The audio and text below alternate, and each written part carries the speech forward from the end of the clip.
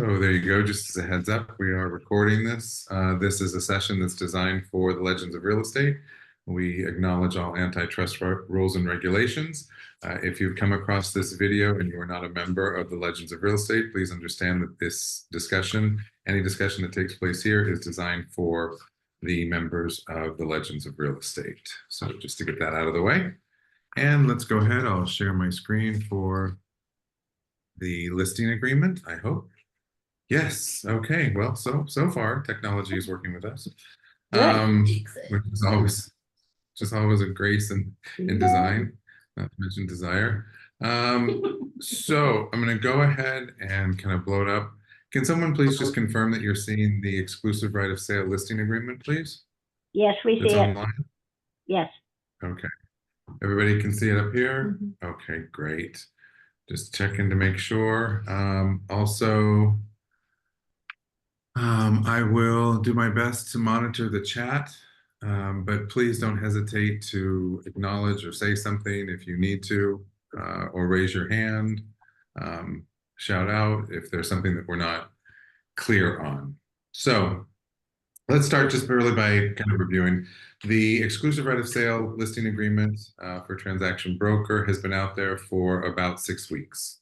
So hopefully if you've had a listing in the last 6 weeks, you've become acclimated to it. When it was released at the end of July, it was a little different. So this is an updated version that came in July, or that's dated July, actually beginning of July, that when the changeover took place. So there are a couple things we just want to make sure that you're aware of. Plus, we want to make sure that there's clarification on how the compensation works. So, it's a problem? Yeah, I just wrote a listing agreement today, and I guess it's the whole one from March. Where did you find it? App 5. No, it's not in F5. Go. Is it not? Which is it the exclusive right of sale listing agreement for residential or for commercial? Commercial. Okay, so you're talking about two different agreements. So Ed was just asking, saying, he's got a listing agreement he just wrote that's dated on March. They have not updated the commercial listing agreement yet. So if you are working in the commercial environment, the commercial listing agreement has not been updated yet. Right? So we'll be focusing on residential. Just as a refresher, as it relates to the settlement, not that you really want to see me, but I'll go ahead and put the camera on. And then, yeah, no, maybe we need to turn that off. Anyway, all right. Just as a refresher and a reminder, the settlement that came through and that the rules, there are no new laws yet. These are all new rules, and the forms are there to facilitate the rules. So the rules that came down, the basic rules that came down, two basic rules that came down is one, if you're working with a buyer, you must have a buyer brokerage agreement. There are 3 different ones that you can use. The second is there will be no identification of compensation in MLS. So those are the 2 tenets of the settlement. That's really those 2 elements. But what those 2 elements do is kind of waterfall into how do we do our business? What forms do we need to use? How do we respect those decisions? Those decisions were based on the elements of transparency and the decoupling of compensation. So we don't talk commissions anymore. We talk compensation. We talk compensation, and then we also talk concessions. And you'll see from the 2 new forms, we know that there is an element of concessions that the buyer can get, and as long as disclosed, some of the compensation can be paid for through the concessions. However, the identification of concessions and compensation really needs to be separate. And when we get into those additional addenda or riders, we'll talk about why it's important that they're kept separate. A lot of it has to do with lending. But in the listing agreement, and it's good to understand some of this because when we're talking the listing agreement, we're talking to our sellers. The sellers are hearing all sorts of things. There's a lot of misinformation in the press, and then sadly, there's some inconsistency in how individuals are implementing their processes. So we're trying to give you the best process, but if someone else is using a different process, it could be brokerage directed. Our goal isn't to institute an argument or dispute between two agents, but to step back and say, great, if that's the way that you're doing it, that's fine, but we're doing it this way. How can we find a compromise so that it works for both of our brokerages? That's where, and I can't say it enough, focus on what you do best. Focus on listing and selling. That has not changed. None of that has changed. Focused on listing and selling. We'll help you with the paperwork. We've tried to set up all of the packages, and that's where I think we're going to have some difficulty, is a lot of you go into app files or into another resource. And just as a heads up, we are going to be dictating that if you're a part of the brokerage, you have to use app files. This is the reason for that is we we've got to make sure that you are aware of the most recent forms. And when we create a package, a lot of what we dictate from the brokerage is what we need or what we believe we need to keep our errors and emissions at a reasonable rate, to protect you, to protect the brokerage, and specifically to protect your customer. So the packages we put together, and when you pull a package, there's going to be a lot of forms in there. You're going to be looking at the package going, I don't need the modification to the listing agreement right now. You're right. But if we put it in there and we know that you have it, then when you're ready for it, should you need it, to make an adjustment on price, to make an adjustment on timing, to make an adjustment on concessions, whatever that element is, then that modification is ready for you. Well, why is the compensation agreement in there for the listing package? Well, the compensation agreement is in there because, and it's not something that needs to be signed by the seller, is you're going to be getting a lot of phone calls as a listing agent from buyers brokers. Why? Because the buyer broker wants to know if the seller is, at the onset of the listing, considering offering, or considering, or has an intention to, no commitment, offering intention, no commitment, to assist with buyer brokerage compensation. So if you're a listing agent, you're going to be getting those phone calls. We have a responsibility to respond to those phone calls. We believe from our brokerage that you have a responsibility to respond to those phone calls. Sadly, other agents may not feel the same way. So we want to help you with the frustration that you may run into, but we want to help you facilitate your process. If you're getting 17 phone calls on, are they offering compensation? At what level? How is it going to flow? It's so much easier for you to have the compensation agreement, seller to buyer broker, filled in at the time of listing, not signed, filled in. So it's not something you have to send to your seller, filled in. Keep it in your folder in app files, and you can send it right through app files to any agent you want. Take a picture of it and keep it on your phone, and you can text it to any agent you want. Keep it in your email, and you can email it to any agent you want. But at that point, what you're able to do is you're able to communicate. Part of what we're having the greatest difficulty with right now is transition and communication. So if you're able to communicate effectively with someone on the other side, it can potentially facilitate a much better or much more cohesive transaction. Did you have a question? Yeah, can we put that in the documents? Absolutely not. No. No reference. The question was, in case you didn't hear it online, can the compensation agreement be placed in documents in MLS?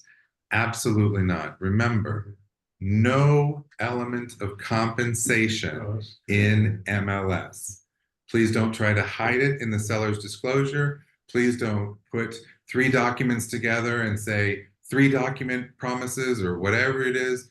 Please don't take pictures that have 3% or 3 cookies or 3 bananas or 3 apples or whatever it is, and superimpose something over the top of that picture. $1,000 fine, no look back. No look back. It's not something you can argue. When you get the $1,000 fine, you can't argue it. It's done. If it's not fixed in 24 hours, it's a $1,000 fine to the brokerage, which gets passed to the agent. So every 24 hours, you could be increasing your liability by $1,000.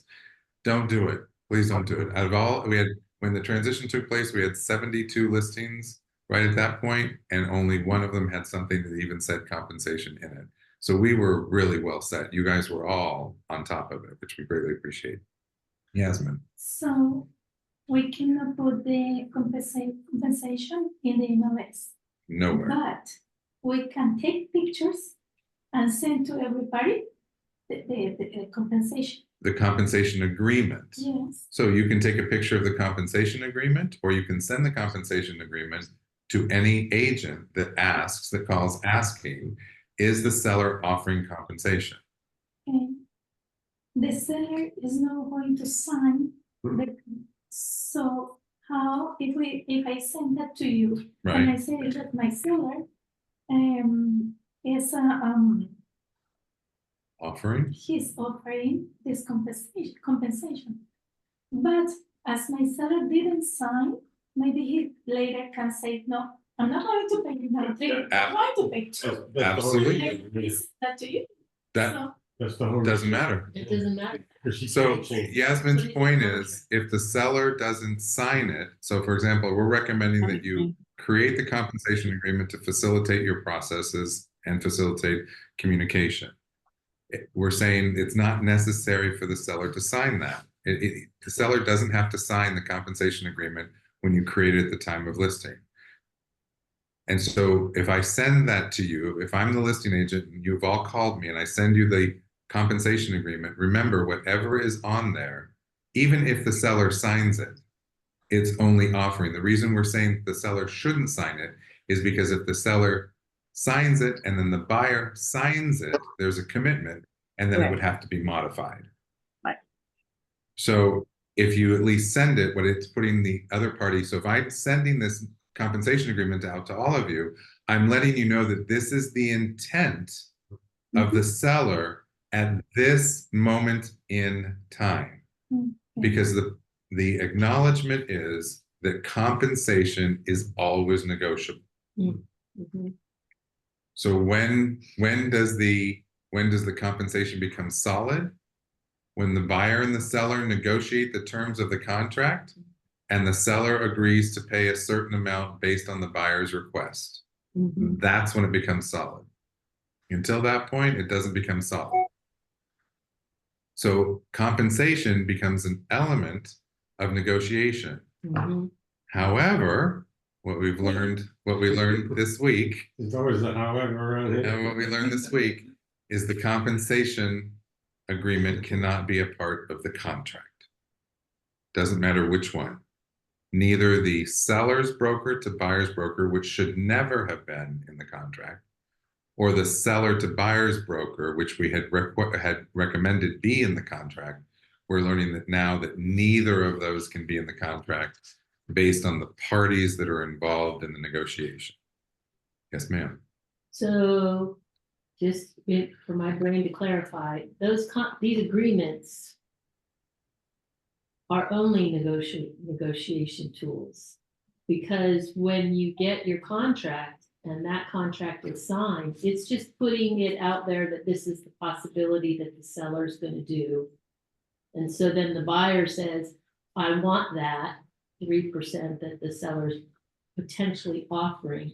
So then that is the negotiation part, but these agreements are not part of the contract. The contract is the contract once it's signed. Let me make sure you're talking compensation agreements, correct? Correct. Okay, so the compensation agreements should not be made a part of the contract. So you're correct. What the compensation agreements do is allow the brokerages to understand how the money flows and what the intent of the seller is. And then it codifies what the commitment is from the seller to pay the buyer's brokerage, or what the seller's brokerage is going to commit to pay the buyer's brokerage. Okay. And who is that going to be sent to? So Bonnie's question is, who is the compensation agreement going to be sent to? The compensation agreement can go between the brokerages, the compensation agreement can go between the parties, and the compensation agreement can be sent to the title company. Lender? Absolutely, lender also. Okay, thank you. Compensation agreements. Now, Bronny brings up a good point, lender. So the buyer brokerage agreement will most likely need to be shared with the lender Right, for the buyer. yeah. We have to be able to word it. Well, because that's the commitment, but then the compensation agreement will indicate what the offset is. If there isn't, which would be the offset from the seller to the buyer's broker. So is that a mandatory piece that has to be attached, or doesn't Not the attached. purchasing, doesn't the bar contract outline enough of it? You have to attach this to Attach what? the compensation agreement. Okay, so the compensation agreement should not be included in the purchase contract. Okay, So we'll get to the addenda and what those are in. That's why you're submitting it separately, but you're referencing it with an additional form. okay, Okay. so far, not really, but that's good. Yeah. I'm glad I'm sitting here. So the compensation agreement is not going to be part of the contract. Okay, I am the buyer, and I am submitting the offer. When I submit the offer, I don't have to put any agreement there, right? Any compensation agreement. So the question is, do I need to add a compensation agreement when I submit the offer? The answer is you would want to submit a compensation agreement with your offer, but the compensation agreement would not be included on the contract. What would be included on the contract would be one of the two addenda that have been created last Monday. And the buyer's realtor should want it anyway. Okay, so I'm getting a lot of blank stares, and if I can't see your face online, you'll probably get a blank stare I'm too. assuming an offer. Yeah. You're right. You do want to know how you're getting compensated. However, the compensation agreements, let's back up. So this is one of the things that was focused on yesterday by the attorney, by Joanna Watkins. Mhm. When you're evaluating what needs to be included, you need to evaluate who the parties are. Mhm. So in a purchase contract, who are the parties?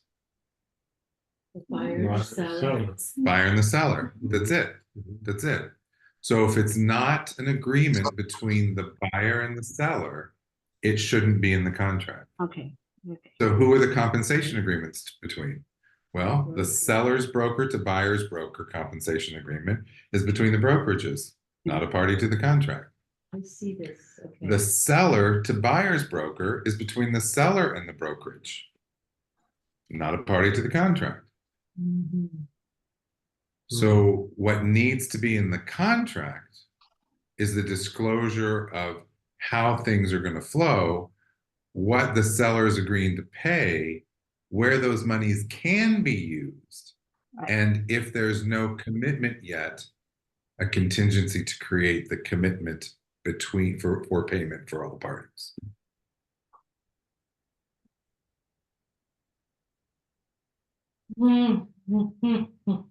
However. No, however there. Does that make yeah? Okay, I send to you my offer, and this is the agreement, the compensation agreement. Right? Like, what I'm going to do with this, Send it. with this. Yes, but you don't reference this in this.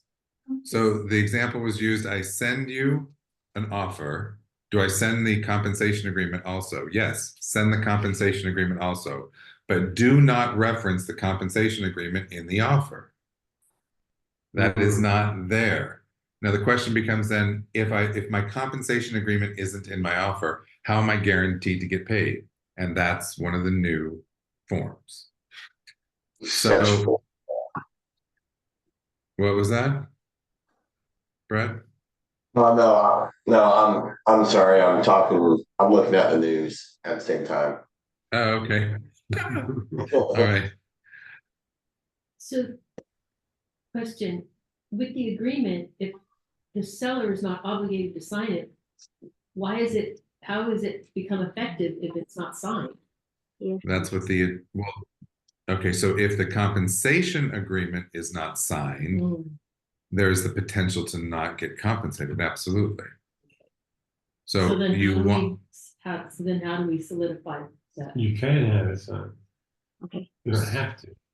okay, so let's not get, we're getting two things mixed up. Okay, When you create your listing agreement, we're asking you to create a compensation agreement to facilitate your communication with other people. okay, That one is not signed. okay, When you if I'm the listing agent, when I receive an offer, I'm probably going to receive a compensation agreement with that offer. That compensation agreement may have been the one that I sent to you, but you sent it back to me now with the buyer's signature on it or the brokerage signature on it. okay, If it's the seller to buyer's broker, it would be the brokerage signature on it. okay. Yet there's no signature from my side yet, right? Mhm. So the seller, if it's the seller to buyer's broker, that's what we're going to focus on, the seller hasn't signed that yet. So there's no commitment, right? Okay, So once you send me the offer, right, and the compensation agreement, if the seller signs that compensation agreement, that solidifies the compensation, right? okay. Now, can the seller modify that? Yes. In the negotiation that we go back and forth, the seller can modify the compensation, right? So then you would have your agreement and a modification paper too, Correct. instead of initialing the compensation agreement, you have to have that additional paperwork. You could initial the compensation agreement, but there is a modification for the compensation agreement. Yeah. But that would be through negotiation. So let's Sorry. no, it's all good You're gonna be a questions. busy man when we start getting deals. But you already are getting deals, and I already am busy, so I appreciate that. I appreciate that. Yeah, no, it's hard because it's new things that keep coming at us, and we're trying to figure out when does that stop so I can do my business the way that I need to do my business. And that's what we just keep trying to focus on is do your business. We'll help you with the pieces. You're gonna get pissed at me. There's no doubt about it. Because I'll be sending you emails in app files constantly going, I know you don't want to do this, but you need this. I know you don't want to do this, but you need this. You'll say, why the f is he asking me for the waiver of entry? I know you don't get it. And I keep trying to, but the waiver of entry we need. If you have a contract signed, a listing agreement signed on a particular date, if that doesn't go into MLS within 24 hours, then we're in violation of MLS rules and we can get fined. So we've attached the seller waiver of entry to every single one of your listings because sometimes you get into the discussion with the seller and they're like, okay, well, I want to paint the room, but it's going to take me a week to paint the room. But you want to lock up the listing. So on page 1, you put, some random date, the date that you're there meeting with them, and they sign on that date, but now it's not going into MLS for a week, but you don't want to put it into MLS is coming soon because it's not ready and you don't have a picture. And so it's just easier to get the seller waiver of entry signed. It gives you the cushion that you need in case something comes up, allows you to lock up the listing, and allows us to be participating in the rules of MLS. So when I'm asking you for something, I will try to help you with the why part, why I'm asking you for it.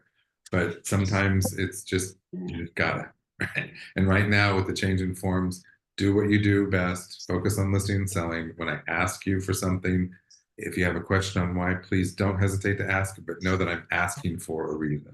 I'm not asking just to make you jump through hoops. I'm not asking because I think you need to fill out another form. I'm asking you to make sure that you're protected, your customer's protected, we're protected. That's why we're asking. So, and it's very confusing. It is very confusing. Well, I Yes. appreciate you doing that. Oh, you're fine. That's why we're here, asking questions. Okay, I have listing. You have a listing. Good answer. I like it. So far, so far we're on the same page. Okay, go ahead. I have the listing. Uh-huh. and you send me the offer. right? You send me the offer with the compensation agreement. Okay, I send to my seller the offer with the compensation agreement, okay. and she's going to sign the offer. If she's agreed, she will sign the offer, right? If she With the agrees, compensation agreement, or no yet, she doesn't have to sign the compensation agreement yet. if she agrees, or if he agrees with the compensation agreement, they can sign it and execute it at that time. Yes, absolutely. Okay. If she said, no, I'm not going to pay that, I'm going to pay less. So I need to make another compensation agreement to send to you, will you? You would send to your seller a modification to that compensation agreement that she would then sign, and it works just like a counteroffer. Okay, Once that's done, it goes back to, you send it back to me, and I have to present it to the buyer to see if the buyer agrees to the modification of compensation that the seller is now willing to pay. okay. Thank you. Yeah, so you guys think of the compensation as another term of the contract. If I receive an offer and the buyer doesn't like the price, I counteroffer, right? Mhm. If the buyer, if the seller doesn't like the price, excuse me, if I get an offer and the seller doesn't like the price, what happens? Hey, Marge, we're gonna go ahead and mute you. So and if the seller doesn't like the price, they counter the price. So that becomes exactly what they do there. Karen, you have a question, please. Hold on. Okay, so I wanted to know, I'm writing in the chat box. I don't know if anybody can see it because it says, I can see it now. okay. Okay. So is it right to think that the reason the seller is not signing the compensation agreement is because all these terms within the purchase and sale agreement, they all have to be negotiated? And just like when we used to include the seller's disclosure had to become a part of the P&S, now it's not, because there might be something in there that the lender didn't want to see, et cetera. So that's why we don't put the commission agreement, the compensation agreement out on the purchase and sale document. But they might accept a higher price if they pay less. The seller may accept a higher price if they pay less compensation to the parties. Therefore, it's all has to be negotiated, correct? That is a great example. Thank you for bringing that example up. That's a perfect example. The seller's property disclosure used to be a checkbox on the purchase and sale agreement. It's not anymore because the lenders don't want to see it. And anything in the contract has to go to the lender. Same thing. Perfect example. Thank you, Karen. You're welcome. The compensation agreement. Say what? No, at the end, I had one other question. I'm sorry. I thought there's a lag. Oh, you're good. So, I mean, that's a perfect example. The compensation agreement still needs to be negotiated. We'll give you the form that you need to use, and it's probably going to be in all of your purchase and sale packages for the end of the week. And that's one of the riders or addenda that's just been added. And your second question? Yes, you just brought up the second question. So you're going to provide us the newest form we should use for all of these. There's so many EBBAs, 7 SAs, TBs, TNs, and I've made notes on all of them, and honest to God, I don't know which one is the most recent. How do we keep track of that? Of course, through app files, but when do we get the last form and we stick with it for a while? Dave, right? We want an answer to that, Mark. The burning Yeah. question. I'm gonna commit to we'll have the final versions by the year 2030. Okay, that's good. Is there, And then from 2030, it will change every 2 years. Oh, yeah. I wish I could tell you, Karen, it's so fluid right now. I didn't think we would have these two new addenda because we were putting the compensation agreements into the purchase and sale contracts.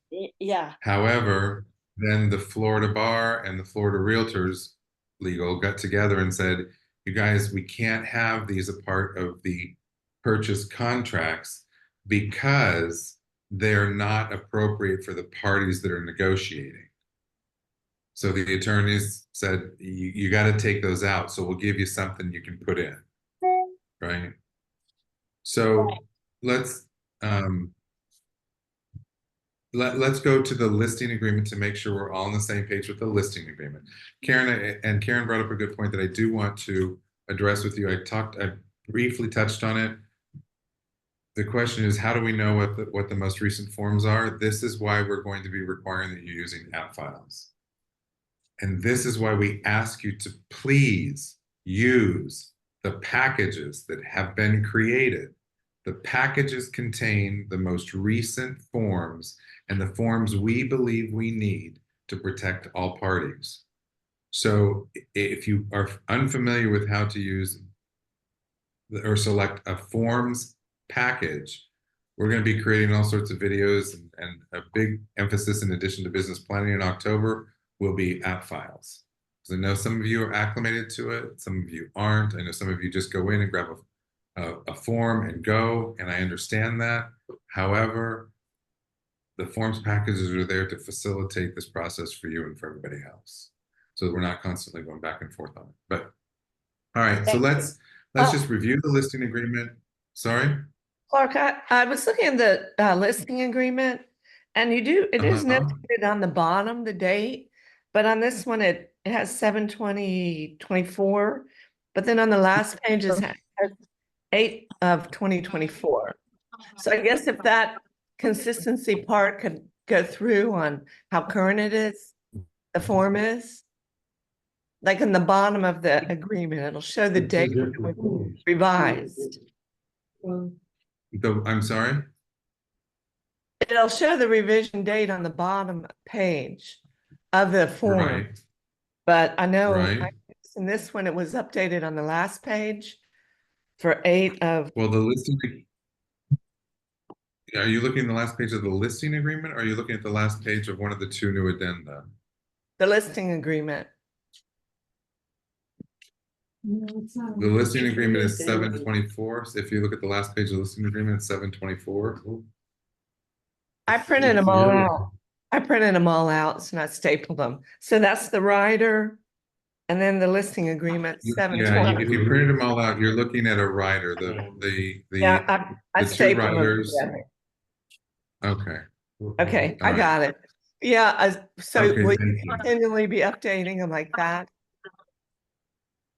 Right. So that's, yeah. So everything right now, everything that you should be using should be a 7/2024 or an 8/2024. Okay, I got it. Unless I shouldn't say that. There are a couple forms that haven't been updated yet. So, that's why we're saying use the listing packages, use the purchase packages, because we've made sure that the most up-to-date forms are in there.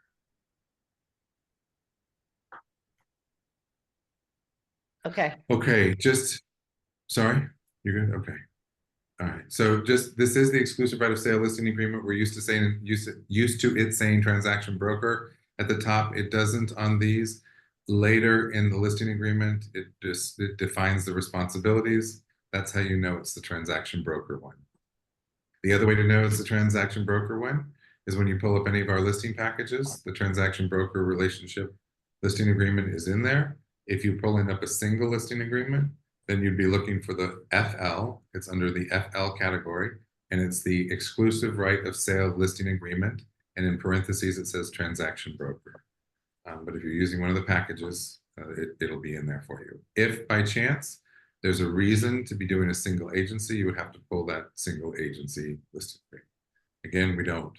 At this time, we're not encouraging single agency. All the changes are not reflective of any agency. Any of the compensation agreements, have nothing to do with agency. Brokerage agreements, the buyer brokerage agreements are specific, but compensation agreements are not. All right, so we're identifying the parties. That's not unusual, the seller and the brokerage. And then we identify the timing. So this would be the best way to remind ourselves of this date here is really when we start our marketing. That's really truly when we start our marketing.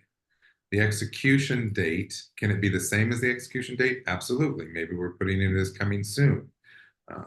Maybe we're using the waiver of entry. But this is kind of when we start our marketing, if you will. But the execution date is what really sets the execution of the contract and a commitment as a listing agreement. Upon full execution of a contract for sale and purchase of the property, all rights, obligations, this agreement will automatically extend. So we're protected if the expiration date is coming up in 2 weeks and we get an offer today and go under contract, we're still covered on the listing. So if the closing occurs after the expiration date, that's fine. We're still covered as long as the property is under contract. And it's reflective of that in MLS. The description, street address, legal description. If the legal description is longer, you can of course just see attached. That would be, for example, if you've maybe got 2 parcels that are being sold as one, or a large parcel that has a long meets and bounds description, you can do all of that by just clicking on see attached. Personal property. I know that we're used to having a very long list of personal property to go through, that we might pick things. I know that in the past, when I'm doing a listing, it was always a great talking point for me because I could help the seller figure out what's going to make the most sense, what's important to them, what's not important to them. And then I was in the process, I was preparing them for when we get an offer and what the buyer asks for, so that the seller can focus on the correct terms and not on something like a washer that they had originally intended on leaving anyway. The line is very short. Do you have to list everything? It's best to list what items the seller is intending on staying, and of course, identify anything that would be excluded. We have created and put into your listing packages a personal property checklist. It's more details of items like refrigerator, and then it leaves you a space to describe the refrigerator. There are a lot of other items on there that you and the seller can review. And then there are items that would be excluded, a space for items that would be excluded. If you choose to, it's all set up in app files. If you choose to use it, all you have to do is click on see attached and identify the personal property checklist here. So if it's something you want to use, great, it's there. If you don't want to use it, that's fine too. So when we post in the MLS, though, is that going to read differently? So when you do your listing, it has all that stuff included. For the boxes to put for the property description. Is that list similar to this personal property checklist that you've created? It is. Thank you. Yeah. The question was, is the personal property checklist similar to the entry in MLS? And it is somewhat similar to the entry in MLS. Thank you. Occupancy. So the property is or is not currently occupied by a tenant. If occupied, the lease term expires. Notice there is no, one of the differences in this and the previous listing agreement is that there's no requirement to turn over or give a copy. I would recommend that if you are listing a property and either a portion of it is occupied by a tenant or the property itself is a tenant occupied property, please get a copy of the current lease. I'm sure you'll be asked for it, and according to the purchase and sale agreement or the contract for sale and purchase, you are going to need to turn over a copy of those within a certain, I believe it's 5 days, to the potential buyer. Now we identify the price and terms. So the property is offered for sale on the following terms or on other terms acceptable to the seller.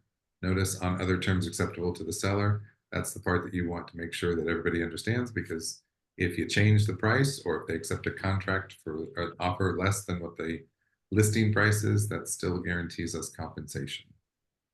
Financing terms: cash, conventional, VA, FHA, other.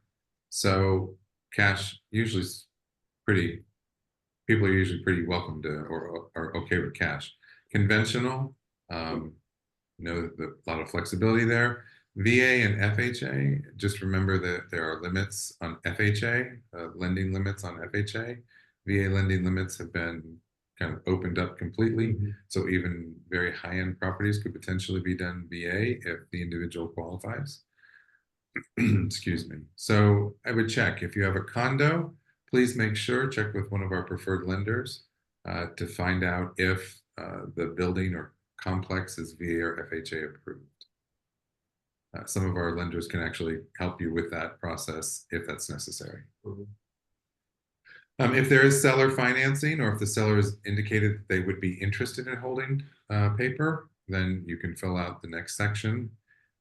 If there is an assumption of an existing mortgage, please remember on assumptions, if somebody is assuming an individual's loan, and some buyers are interested in doing that because the assumption may be at a lower rate than they can currently qualify for, they do have to qualify for that loan. But more specifically, they're usually responsible for the differential between the loan and the purchase price, not as a second, as cash.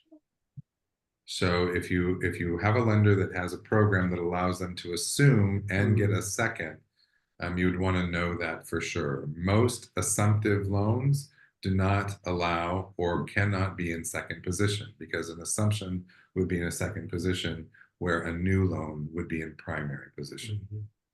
So a lot of lenders who have loans that are assumable do not want to be in second position, especially someone like VA. So the differential between the purchase price and whatever loan amount is remaining would have to be paid in cash. And sometimes that's a little restrictive for individuals. Okay. Excuse me. This is a new piece, the seller expenses. C, the seller will pay mortgage discount, other closing costs, or concessions not to exceed a certain dollar amount. Concessions can be expressed in a dollar amount or a percentage. MLS is doing a good job of checking your comments, your private comments and your public comments. A seller can offer 2% concessions. They can offer $5,000. They can offer $10,000. They can offer 3% concessions. The 3% concessions are concessions. It's not compensation. Always has to be referred to as concessions. Now, in the negotiation, if the seller says, I'm willing to offer 3% in concessions, and the buyer wants to use a portion of those concessions towards their buyer brokerage agreement, they can do that, but the seller has to agree to that. Karen. Sorry. Okay, so the word concession, that is money to be used by the buyer, correct? Concessions are, you are correct. Okay, which could include the buyer paying the buyer's broker agreement compensation, or no? Yes, However. as long as the seller Oh, yeah. agrees that a part of their concessions can be used to pay buyer brokerage compensation. Okay. And what And, part and of, voila, and what? well, if it's a concession, it's going into the contract, yes? It is. And yet that concession is going toward, hypothetically, a compensation, and that's not to go in the contract. How do you do that? Et voila, we have rider FF. Oh, is that FF? Is that what? Well, Yes. there's a new rider. FF. Oh, no. Something FF and HH or something. FF and GG are the two new riders. If we can put that into the parking lot and finish the listing agreement, we'll get to I got both you. of those Okay, additional. I'm fine. That's great. Thank you. Okay, no problem. What Okay. are some examples of concessions? Examples of concessions, closing costs like rate buy down, any buyer closing costs, any of those lists, any of those items that a buyer customarily pays. So survey, points, any of those types of closing costs. So broker obligations, the broker agrees to make diligent and continued efforts to sell the property in accordance with this agreement until a sales contract is pending on the property. This includes, except when not in seller's best interests, cooperating and communicating with other brokers and making the property available for showings. So that was added. So now we're talking about, well, what's in the seller's best interest, which could intimate a different type of agency, but it's still transaction brokerage. So remember, you're working for the transaction on behalf of the seller. So if the seller asks questions and we find that it's not in their best interest, what do? We counter. So if there's any issue, there's always the counter option. However, in negotiating or cooperating with other brokers, remember, still in MLS is the guarantee of cooperation. Cooperation sometimes means giving grace. Sometimes cooperation means educating someone else. Sometimes cooperation means helping someone to get to the same place you are, right? So still cooperation. Multiple listing service. So placing the property in a multiple listing service, MLS, is beneficial to the seller because the property will be exposed to a large number of potential buyers.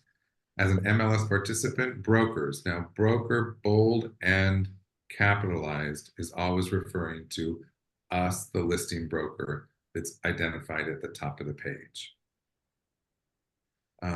Is obligated to enter the property into MLS within 1 business day of marketing the property to the public. Now just remember that, 1 business day. See paragraph 6A, or as necessary to comply with local MLS rules. The listing will be published accordingly in the MLS unless the seller, person in the contract, directs the broker, body in the contract, otherwise in writing. That's paragraph 6B1. The seller authorizes the broker to report to the MLS the listing information and price and terms, financing information, or any resulting sale on any resulting sale for use by authorized board or association members and MLS participants. So we're all participants and subscribers, unless the seller directs the broker otherwise in writing. It's just a notification that everything's going into MLS. And remember, it's within 1 day of going public. So a lot of times we get the question, well, what about the seller waiver of entry? You've put it into the listing package. If I get it signed, how do I nullify that? You don't. All you have to, well, sorry, you do. All you have to do is put it to public.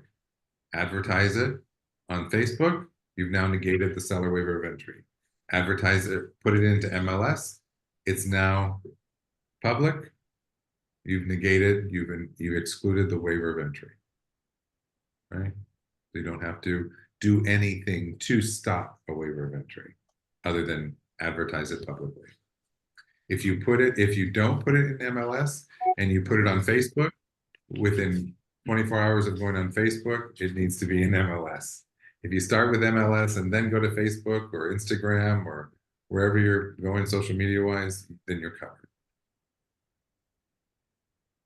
So 6A is really our responsibility. So we're going to market the property to the public unless limited in paragraph 6B1. Public marketing includes anything: flyers, yard signs, digital marketing, public facing websites, brokerage websites, which are your IDX or your VOW, email blasts, multi-brokerage listings, sharing networks and applications available to the general public.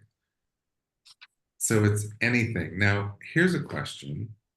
On this public marketing for this specific property on these avenues, can I display a notice that says the seller is offering buyer broker compensation? As long as you don't say how much, right? Mhm. You can. Okay. All of these items are specific to the property. The rule is it cannot be in MLS I can put compensation offered, or I can put buyer broker compensation being offered. I can put pretty much anything I want on a flyer, on a brochure, to tell everybody that the seller is considering buyer broker compensation. We are not recommending that you put an amount, because the amount is always Negotiable. negotiable. Mhm. Yeah, so, right, Bonnie. So if you put an amount out there, then, you know, is it real? Is it not real? What are you communicating? All you have to do is communicate that the seller is offering buyer broker compensation, or seller willing to cooperate. You can even say that, seller willing to cooperate, seller willing to compensate. Cooperate would really mean, so compensate would be the better word to use. But on all those property-specific social media outlets, you can identify that the seller is willing to offer compensation to the buyer brokerage.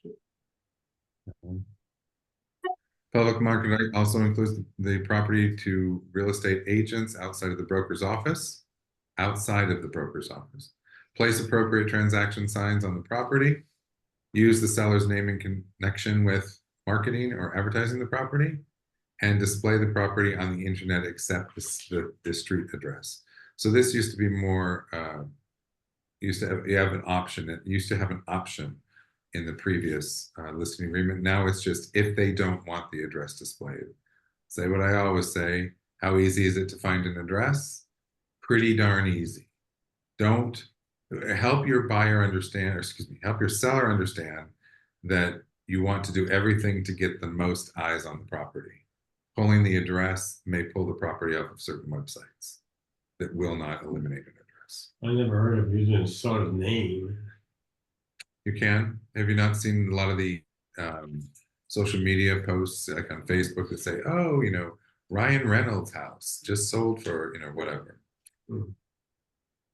And in this area where we have a lot of historic homes, it's not uncommon to say that the home is owned by, not often do you say that the home is currently owned by.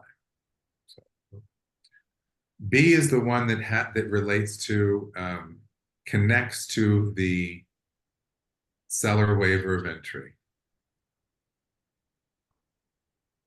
We've included the seller waiver of entry in your listing packets. We're asking you to go ahead and execute that to protect yourself, which means you need to check this box and have them initial here, your seller's initial. This allows us to keep it out of MLS. This is the opt-out option.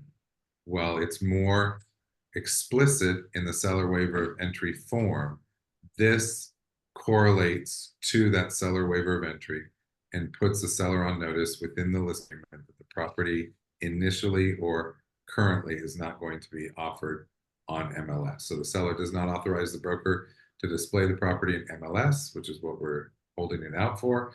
And the seller understands, acknowledges that the seller checks option 6B. 1, for sale will not be placed upon the property. A sign will not be placed on the property. And the seller understands and acknowledges that if the seller checks this option, the broker will be limited, the broker, us, will be limited to marketing the property only to agents within the broker's, capital B, bold, broker's office. Please, please acknowledge this. This means that when you have the property under contract with a seller waiver of entry, so you have a valid listing agreement with a waiver of entry, it's not in MLS, you do not have the right to be talking to agents in other brokerages. Can you do a blast on our agent-only Facebook page? Absolutely. You cannot discuss it with agents at other brokerages, right? And the example I use is, first of all, just talking to our agents, you find an agent in our company that's going to make an offer on the property, they make an offer on the property, you go under contract, everybody seems happy, but did we truly do the best for our seller? In other words, do we know that an agent out of our 100 agents, 120 agents, was there somebody else in that 11,780 agents that may have been able to bring a stronger, better offer? We don't know because we never put it out there, right? Everybody's happy, but did we really truly do the best?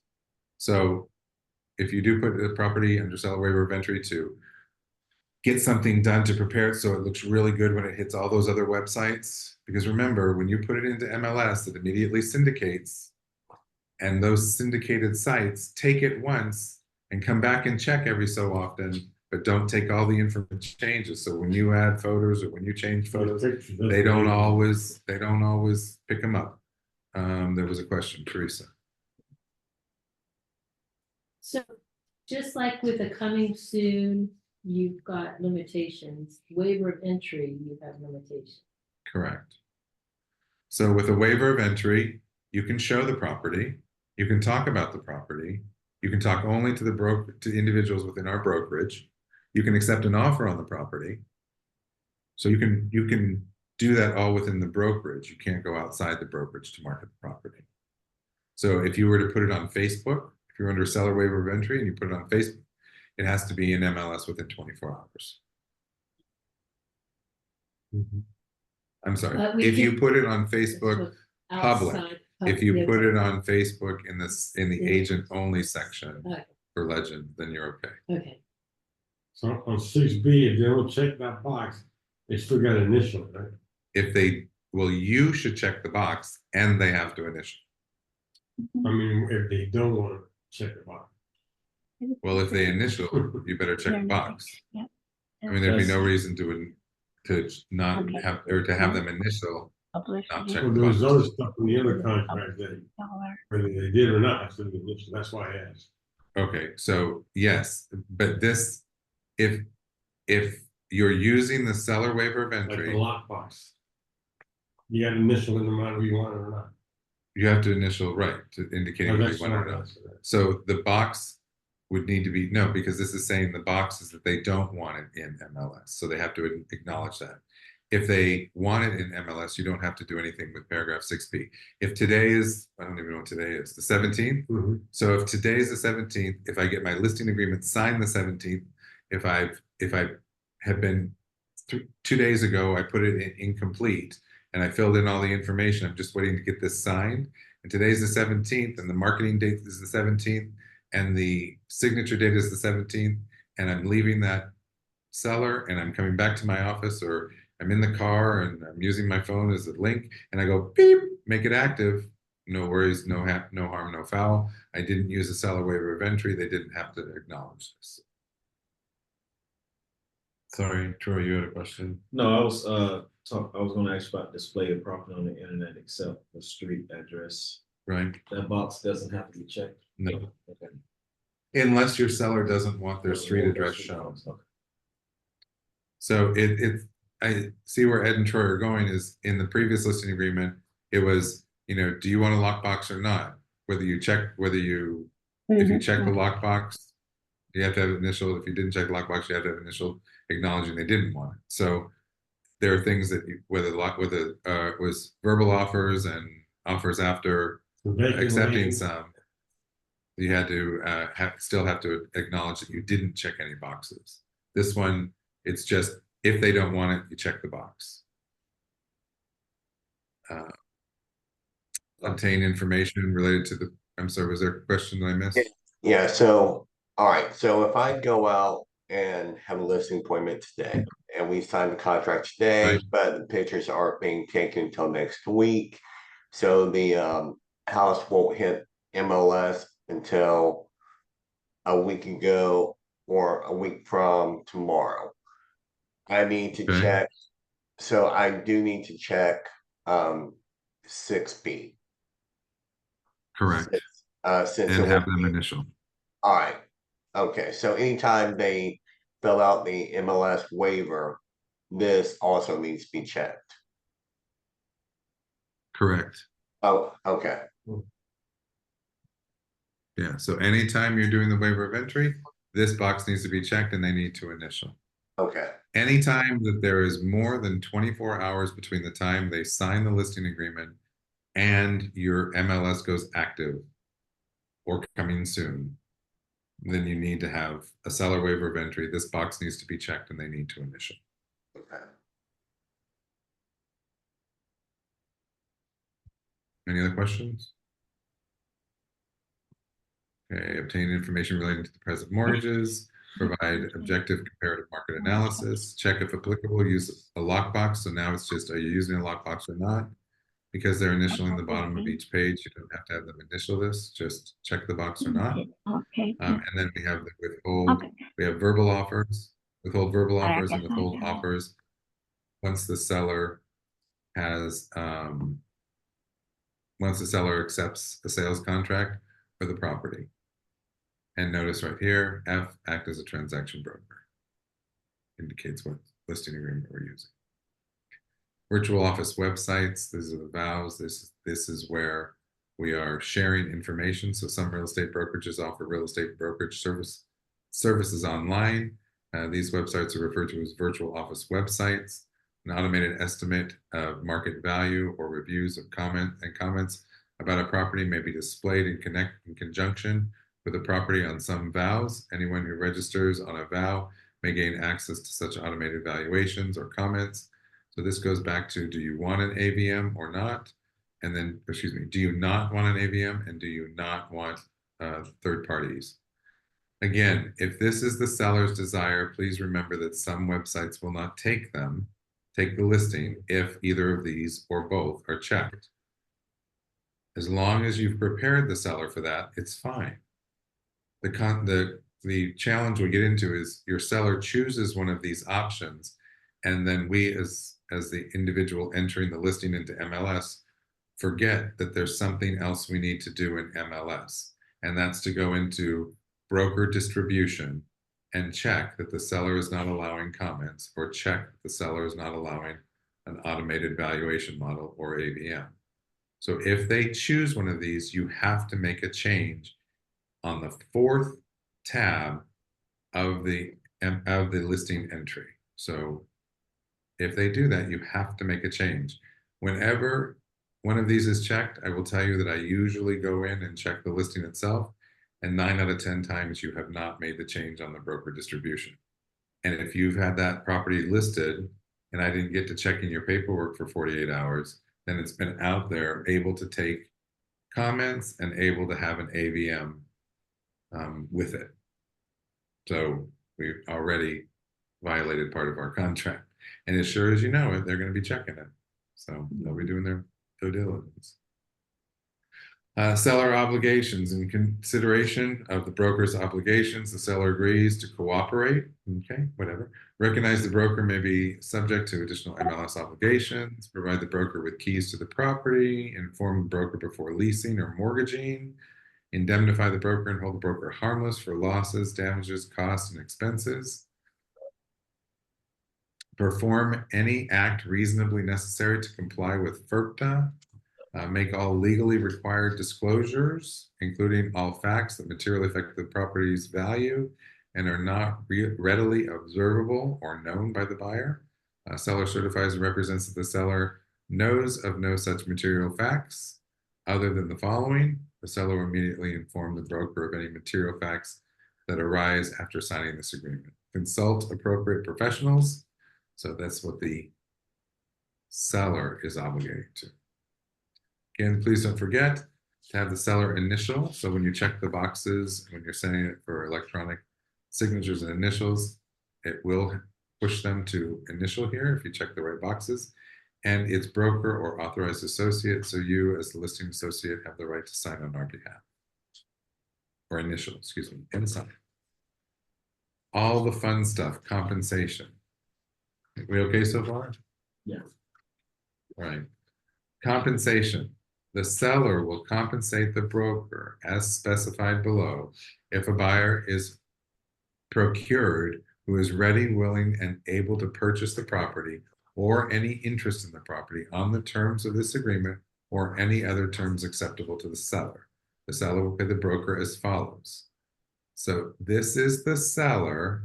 This is the broker being the listing broker. So we're talking seller to listing broker, seller to listing broker, as follows. This is the compensation that's due to the listing broker. Compensation due to the listing broker of the total purchase price plus $250 unless, of course, they're paying it for you, or if you were to do a flat amount, no later than date of closing. If this were for an option, it would still be the consideration paid for an option at the time of the option is created. If the option is exercised, the seller will pay the broker, paragraph 8A. So what fee are we charging to create an option? This would be 10%, customarily usually of the option.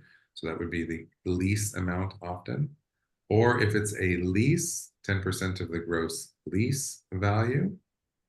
And then the broker's fee is due in the following circumstances: if any interest in the property is transferred,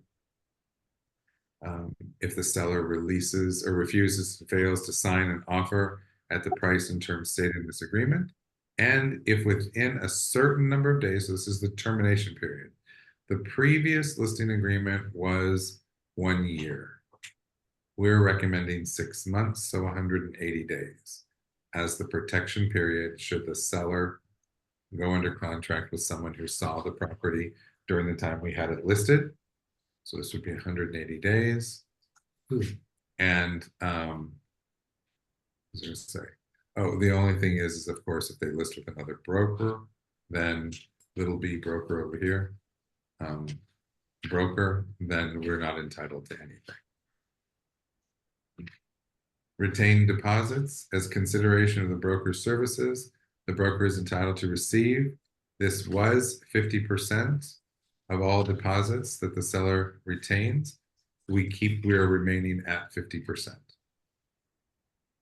So the recommendation is 50% of any retained fees. So this is the compensation. 8A is the compensation that comes to the listing brokerage. The way that we've outlined our current policies, this number is the number that you negotiate to list the property. So 3% to list the property, 2 3/4 to list the property. Whatever that number is, this is the number that you have negotiated for the listing, for the work that you as the listing agent do. Paragraph 9 is a disclosure that pretty much just puts out the seller on notice that all compensation is negotiable.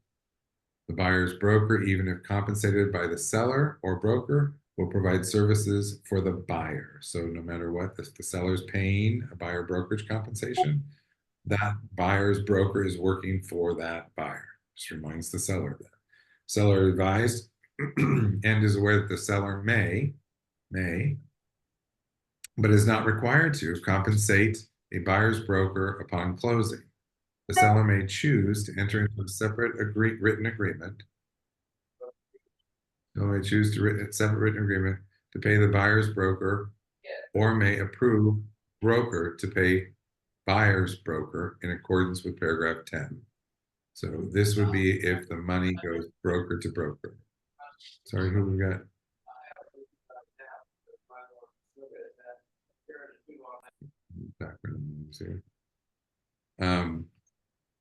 Buyer's broker may include this broker if broker also works with the buyer. So that permits us to collect on both sides of the transaction if it's a birthday sale. Yes. On that All River Road property, where it rise, like, I don't know what kind of paperwork I need for that, because they're the ones that are gonna write it off for. And they're the one gonna pay the commission, because they're already committed to the sellers, not that they'll pay us. Right. So first, it's commercial, Mhm. so it's done differently and doesn't follow the same guidelines as the settlement. So in most cases, what's going to end up happening is the representation, the attorney for Rise will probably write the documentation. It sits in it would be in the contract. So the compensation would be in the agreement. If this occurs during the duration of the listing, the broker will be entitled to the compensation in paragraph 8 for services performed for the seller, as well as buyer's broker compensation in paragraph 10A. Okay. Remember, compensation is always negotiable. Okay, I had a quick question because we kind of talked about this the other day when I was in there. So going back to, 8, if they say, well, hey, I'm only gonna pay 4% to list the property, Okay, but they may say, well, hey, 3 to you and 1 to whoever bring a buyer. I kind of worked that out through paragraph 9, right? Like separately, because they agreed to pay us 4%. That has nothing to do with the buyer agent, right? yes, that does, because if they're saying, well, I'm sorry, have they agreed to pay us 4% for the listing? Yes, So we're getting 4%, yes. okay? But a lot of sellers in their mind, like previously, they may say 6%, but they know just from working with other agents and kind of research, okay, 3 go here, 3 go there. So, Okay, so we're gonna have to really change our language. yes, okay. There is no Splitting. 3% here, 3% there. There's none of that.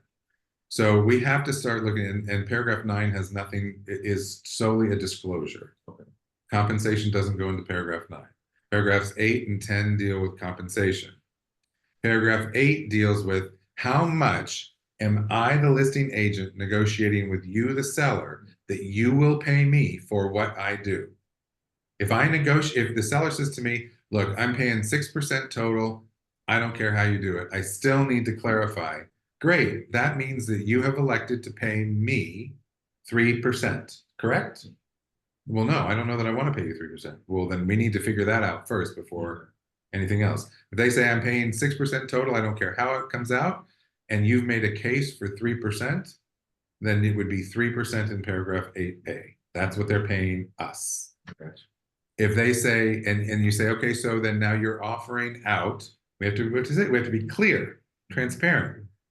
We're going to offer the buyer's broker 3%.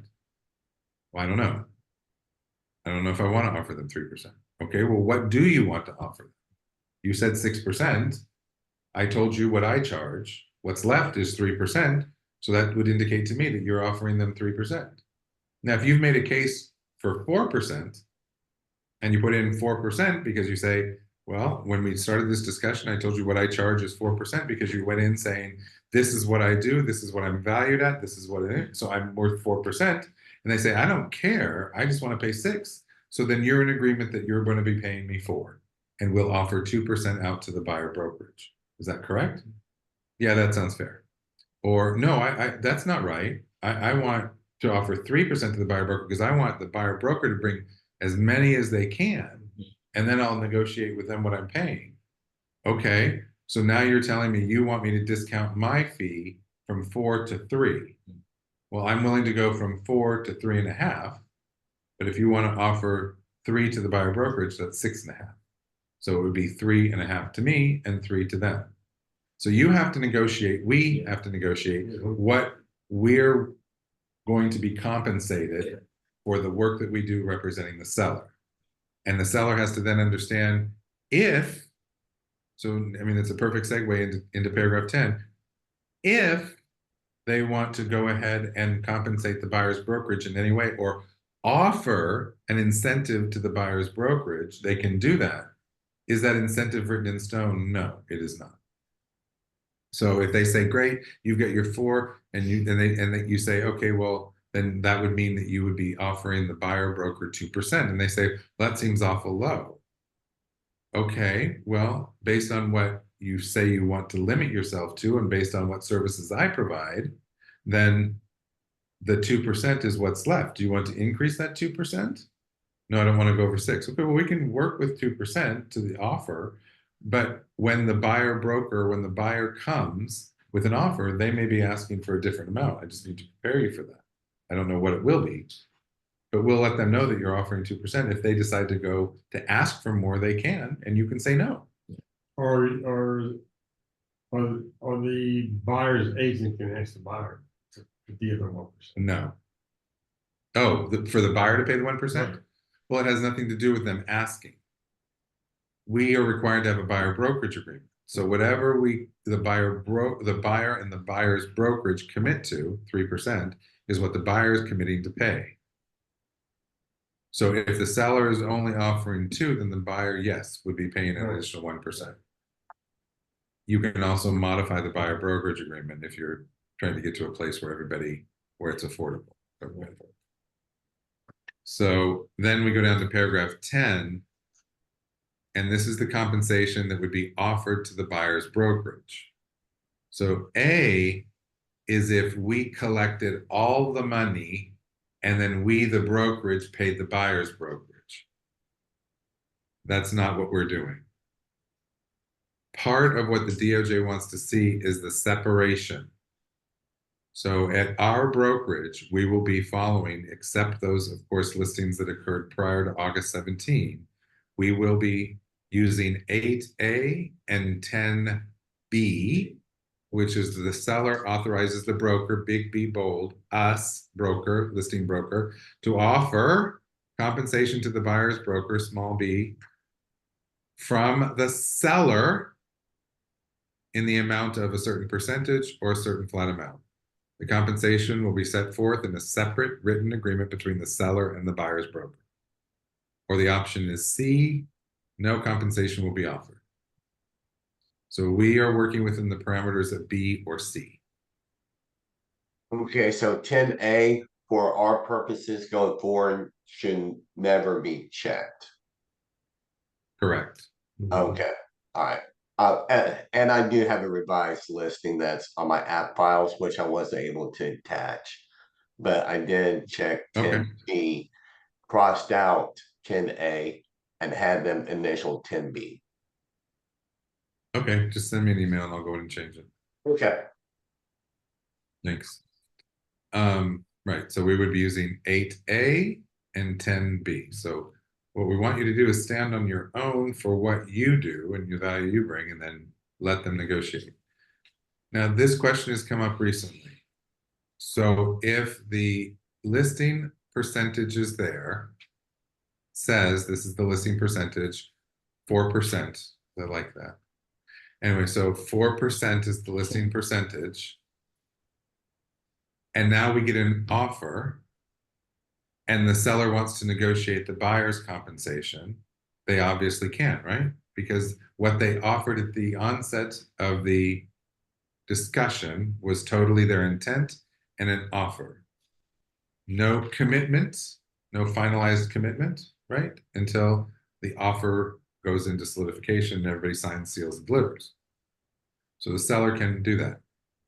Can a seller say, well, I'll go ahead, I agreed to pay, I was going to offer 2%. I'm going to agree to keep up with that 2% because that's going to help the buyer and that's what they're asking for. But these other terms that they're asking for are a little stiff. I can counter on a couple of these so it's more amenable to me and still pay the 2%.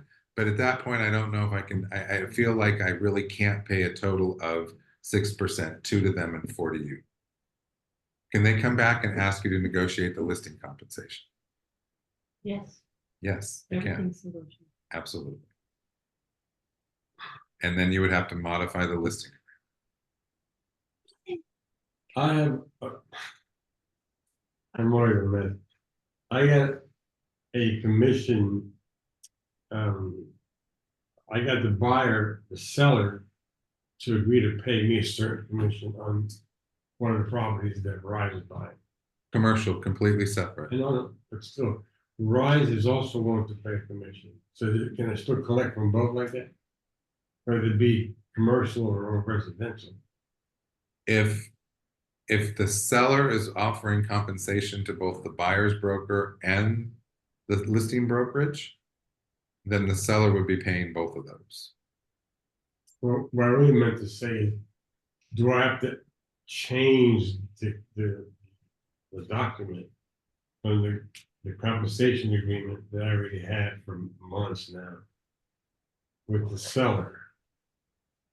Do I have to go to the new compensation agreements, or can I just stick with that? Well, it depends on what compensation agreement was used. If the compensation is seller to buyer's broker, and that was executed at a certain percentage, that still holds true unless it's modified. If it's the seller's broker to buyer's broker, then it would be whatever the listing brokerage and the selling. I'm on both sides, so there's only me as a realtor. All right, so would be if it's whatever the seller has agreed to pay us for listing, The buyer. and then whatever the seller has agreed to pay the buyer's brokerage. And then we have to take into consideration what the buyer has agreed to pay their representation. If the buyer doesn't have representation, then they would be in non-rep, they would still have to have some sort of representation. Figure it out. So I mean, if there's a total listed, I mean, it would be going broker to broker, or if it's the seller compensating both sides, then that's fine too. They would just have to be reflective, but it also can be influenced by the buyer's broker agreement. Because remember, we can't, if there's been a buyer's broker agreement executed, we cannot accept any more that's in that buyer than is identified in the buyer broker agreement. Well, we don't have none of these, it's their paperwork. So we'd have to read the paperwork. Mhm. What? Mhm. I had a question with your last sentence. That was my Okay, all right. It's good to hear speakers, she's been without voice for like days. Yeah. She's finally getting a voice. So it's 8A and 10B or 10C, whichever the seller is authorizing. But the seller can always negotiate compensation on either party. So if you are the buyer's project, right? And the seller is going to compensate you with the 3%, but as you are the buyer agents, you cannot ask more to the buyer, right? Because you have already your fee here that the seller is going to pay you. I don't know what the buyer brokerage agreement says. If the buyer brokerage agreement states 3% and the seller has agreed to pay the buyer's brokerage 3%, then we're good. If the buyer brokerage agreement says 4% and the seller is willing to pay the buyer brokerage agreement 3%, then the buyer is still obligated to the additional 1%, unless the agreement is modified.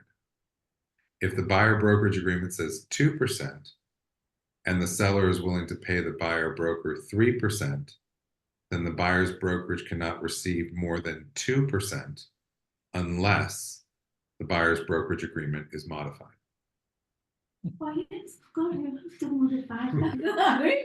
Okay, but you say yes, okay. I mean, you say yes, of course you modify it to 3% and then you can receive 3%. Not necessarily. Because if you've created a buyer brokerage agreement at 2% and the seller is offering 3% to the buyer broker, you now have to go back to the buyer and say, can we modify this to 3%? And in your mind, you may say, I was going to say, sure, no problem. No, buyers are saying, well, I would be willing to modify it to 3%, but only if you give me half of that. Well, we cannot do that. Yes, we can. Yeah, we can. I mean, you can credit them at closing, sure. Right. No, because the other 1% is going to be your commission, and that is going to go to the. If they write it, if they won't sign the buyer brokerage agreement to 3%, unless you write in there that the brokerage will compensate or will credit 1/2 of 1% to them at closing, that's an obligation. It's a contract between the buyer and the brokerage. Mm-hmm. But supposedly before the commission, you cannot give a commission to anybody who doesn't have a license, right? You're not, nope, that's not personal accurate. commission. That's not accurate. That's The not, comment was you can't give commission to someone who's not licensed. That's not accurate. You can't pay commission. So I can't pay commission to someone that's not licensed. Once I receive compensation, it's my money to do with what I want. So the brokerage can't pay the buyer. So for example, the seller can't pay the buyer money unless of course it's a concession. However, the brokerage can say if the buyer, well, I mean, we just had this happen.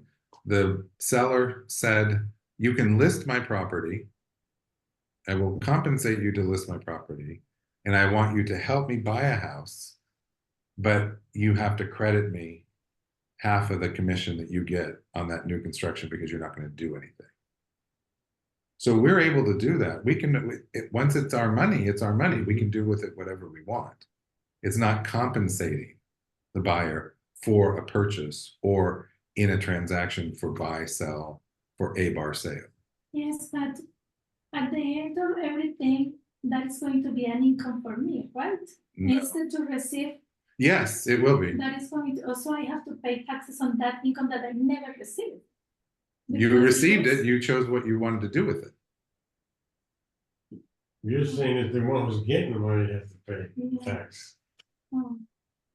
So Because I did that alone with It's the not Patel all the that time. because that is going to be expensive for you, for your taxes at the end of the. Okay, the- so if you don't, so now you take, pay for I things mean, that- we have to evaluate what you would get, I would believe, Yeah. but if a seller is saying, I will pay 3% and your buyer brokerage compensation agreement, excuse me, your buyer brokerage agreement is at 2%, you can only receive 2% unless you modify the agreement. If you modify the agreement to 3% and the buyer says, great, take 3%, no problem, no harm, no foul. Buyers are seeing a lot of information out there. And when you ask them to change an agreement that they've already signed, they're wise and say, well, I will allow you to do that, but once you get that, you need to compensate me for doing that. We've had this happen with new construction where there was a bonus, and we went to modify the buyer brokerage agreement, and they said, well, I want half of the bonus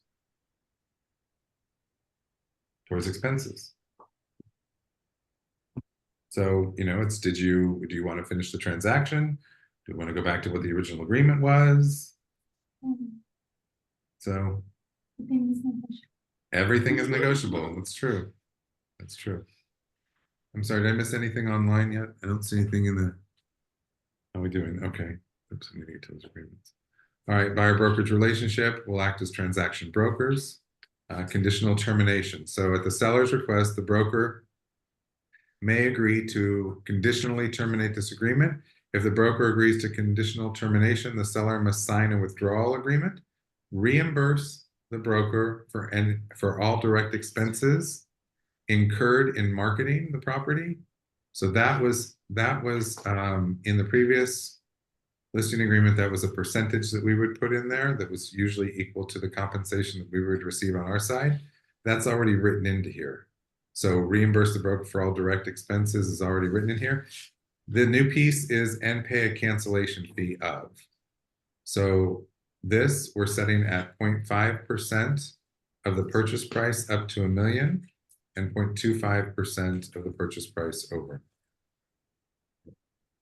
You guys, 0.5% up to $1 million and 0.25% over $1 million. And remember, if we don't put anything in here, we don't have the opportunity to negotiate. Will we always collect? I don't know. In most cases, what we do is come to you and find out why this is being terminated, what the reason is that it's being terminated. If it makes sense to charge them, you know, do we feel like something funny is going on? And then we would establish what that might be. Could be the amount that we've entered, could be a different amount, could be whatever we decide. As a group, not as a team, not as So it was random. 0.5% for under 1 million and 2.5% for over. 0.25. That's why I asked. Oh my gosh, I thought, oh, I did not write that down. Thank you. 0.25. Thank you. So here we have to make the 0.5% on the price of the house, right? If the house is under $1 million, you would fill in 0.5%. 0.5% and then a quarter if it was over. Yeah. Right. Yeah. Mhm. So if it's $1.5 million, then this line would be 0.25% of PP or purchase price. Yeah. Dispute resolution, please make sure that this is always initialed. this becomes, since we're, compensation is negotiable and there are going to be these other agreements, we do need dispute resolution initial because it allows us to go to mediation first and then arbitration to protect compensation. Miscellaneous, this agreement is binding on the sellers and brokers' heirs, personal representatives, administrators, successors, and assigns. So please watch that paragraph in the contract for sale and purchase on assignments. Broker may assign this agreement to another listing office. This agreement is the entire agreement between the seller and the broker. No prior or present agreements or representations will be binding on the seller or the broker unless included in this agreement. Electronic signatures are acceptable and will be binding. The term buyer is used in this agreement includes buyers, tenants, exchangers, optionees, and other categories of potential or actual transferees. Any additional terms would be identified here. This would be exclusions to the listing agreement in most cases, or additional terms that the seller and the brokerage have agreed to. And then there's the signatures. And again, you have the right as an authorized sales associate to sign on our behalf. When you send this out for signature, they sign it, it comes back, and you sign it. Please make sure you're filling in the date that you then send them a fully executed version. If you do that through app files, that supports the communication that occurred within the 24-hour requirement. So please try to send everything through app files so we have a record of it. And that is the listing agreement. Questions on that? Updates on that? Again, if you have a listing, I know sometimes you get a call to go to a listing appointment and it's a short time. If you want to reach out and I'm available, I will do my best to review it before you go. If you text me, it's probably the best way for me to see it. Call me if there's a sense of urgency. If I'm not in a meeting, or if I'm in a meeting, I'll let you know. If I can look at it while I'm in a meeting, I'm happy to do that.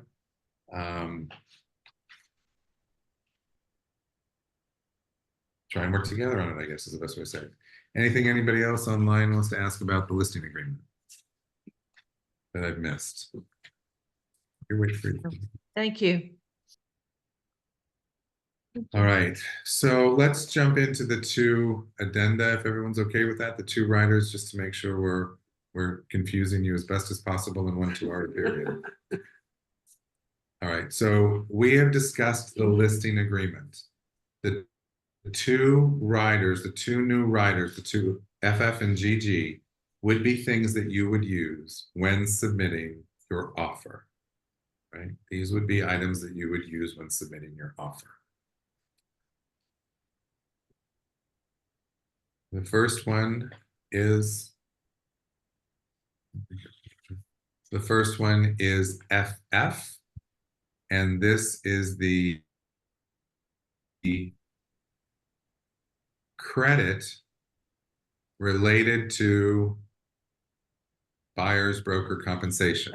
So hopefully this will start to bring you full circle.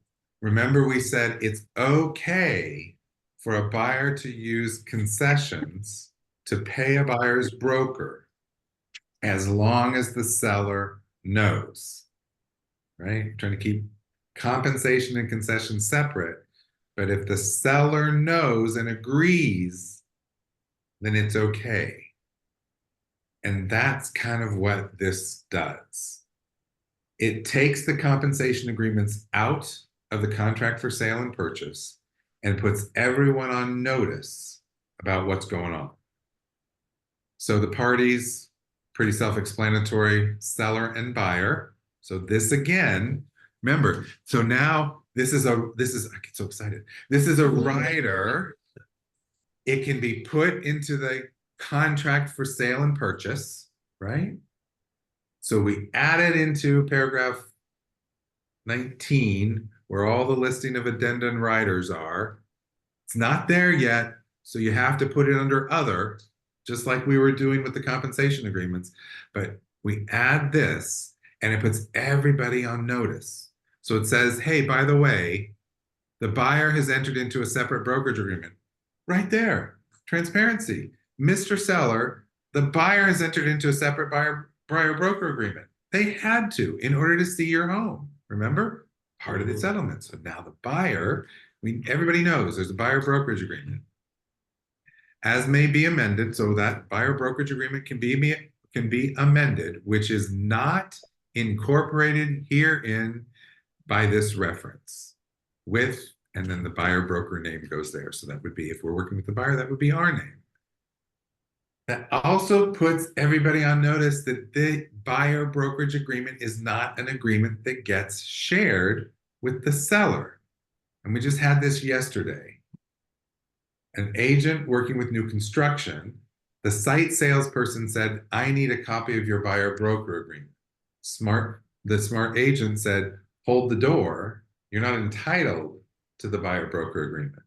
So when I got the call, we talked about it, and the buyer is using the builder's lender. Well, the builder's lender is entitled to the buyer broker agreement, but the site salesperson and the sales side of that builder are not entitled to it.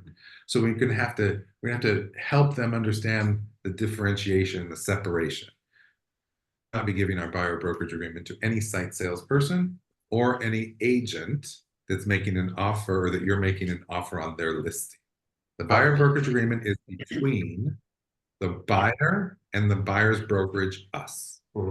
Brett, did you have a question? Yeah, so about a month ago, there was a training on marketing agent, and all of the builders were saying they would require and buy this agreement, so they were incorrect. It's like a listing agreement. There is no reason for them to have a copy of our buyer broker agreement. Okay. If they, as the seller, want to offer compensation to the buyer's broker, us, representing a buyer in the purchase of new construction, they can do that. We can send them a compensation agreement, absolutely, that may be reflective of our buyer brokerage agreement, but they should not have a copy of our buyer brokerage agreement. They're not entitled to it. Okay, yeah, because during this session, like David Winkley and Toll Brother, I mean, they were all saying they were requiring this. Okay. Well, things change. Yeah. So, and if you have a problem with anybody, please just make sure your person's registered and have the person there call me. Okay. Get yourself out of it. Have that person call me. Just give me a heads up that they're calling. Okay. Or give me their number and call them. I don't mind that. Let Clark do the dirty work. Exactly. Yeah. If the buyer is using the builder's lender, then we're happy to provide that to the builder's lender. Now, if the builder's lender provides it to the builder, and I get it with this, it's all incestuous, and I get that, they're right sitting next to each other, but we should not be providing it to the builder, especially if the buyer is not using a lender, so it's not associated with the builder, right? Compensation agreement, you want to give them a compensation agreement, do that all day long, no problem. So the first paragraph on FF already puts it into play. Look, there's a buyer brokerage agreement out there. At closing, the seller agrees to credit the buyer the sum or sums described below, which, for disclosure purposes only, the parties agree is related to the buyer's obligation under the buyer brokerage agreement to pay all or a portion of the buyer's broker compensation. And this would be where we would identify the percentage of the purchase price or a flat fee. Okay, so this puts the seller on notice that if I'm offering concessions, part of what I'm offering, or this portion of what I'm offering, may be paid to the buyer's broker as a part of the agreement that the buyer has with their brokerage. All or a part of. Now here's the next piece. In the event that the credit described above exceeds the amount allowed by the buyer's lender for such contributions, then the extent permitted by the buyer's lender, so this is what happens if the lender says, hold the door, the amount that's being given here is too much. We will not allow that. Remember, 4% VA, 6% FHA, 3% with under 10% down conventional, 6% conventional, over 10% down. So if by chance the lender views that concession, and again, this is why it's so important to keep concessions and compensation separate so that the buyer gets the most that they can.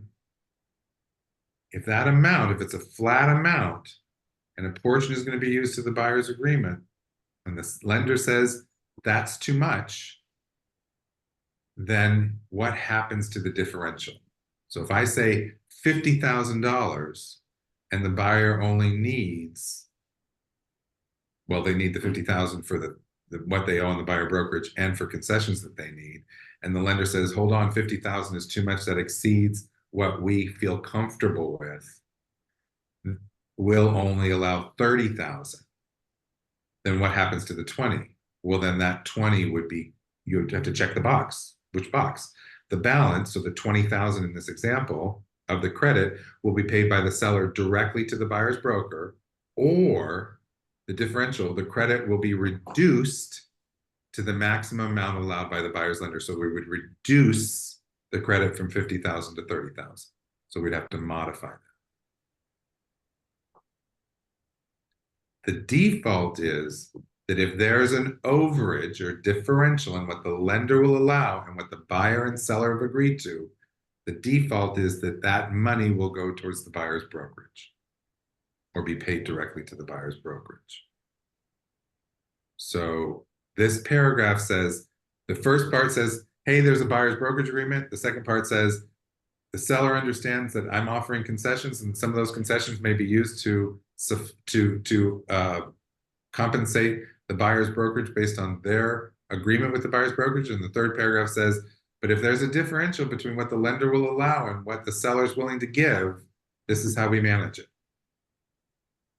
And in the event the credit described above exceeds the limit allowed by the buyer-broker agreement, so this then puts in again, we're only allowed to receive what's in the buyer's broker agreement, then the credit will be adjusted to the amount allowed under the buyer brokerage agreement. The writer FF shall not modify a buyer brokerage agreement or any other compensation agreement made between the seller, the buyer, seller broker, and or buyer broker.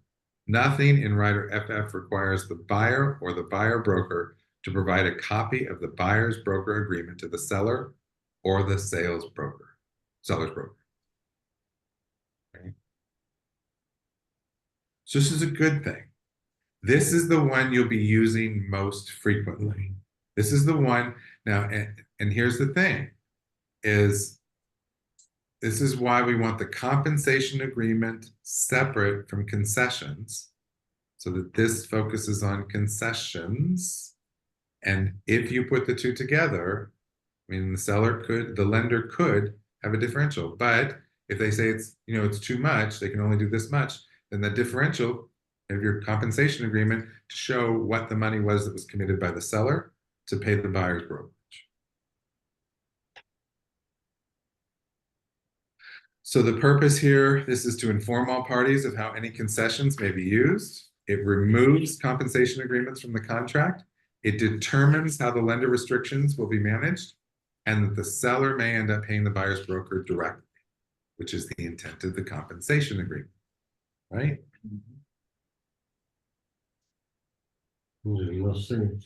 So back to when if we can take our brains and rewind them a little bit. When we first started talking, we're saying, well, if I've got a compensation agreement, it's not a part of the contract, how do I know that I'm going to get paid? Or if I've got the purchase and the contract for sale and purchase, and where do I put the compensation agreement? How do I ensure that something gets signed? This is the piece that ties it all together. Add FF, and I'm sure it will be known as something else. Add FF, and freaking form anyway. And this will tie it together. So this lets everybody know that there are these other agreements. Why does it do that? Because this is between the buyer and the seller. The contract for sale and purchase is between the buyer and the seller. Compensation agreements are between other parties. So this ties it all together. Brokerage agreements are between other parties. This pulls it all together. Right? Nice little package. So this one will probably be used fairly frequently. I'm watching to see how transactions are moving forward, but I would anticipate that this will become part of your purchase and sale packages. All right, FF. All right. Okay. Questions on this? So this is submitted with an offer. Correct. And Okay. referenced in paragraph 19. Okay. I'm sorry, I missed the last part of the comment. Okay. So if I'm showing a house, we want to submit an offer. Not only do we submit the PASA, but we also submit this.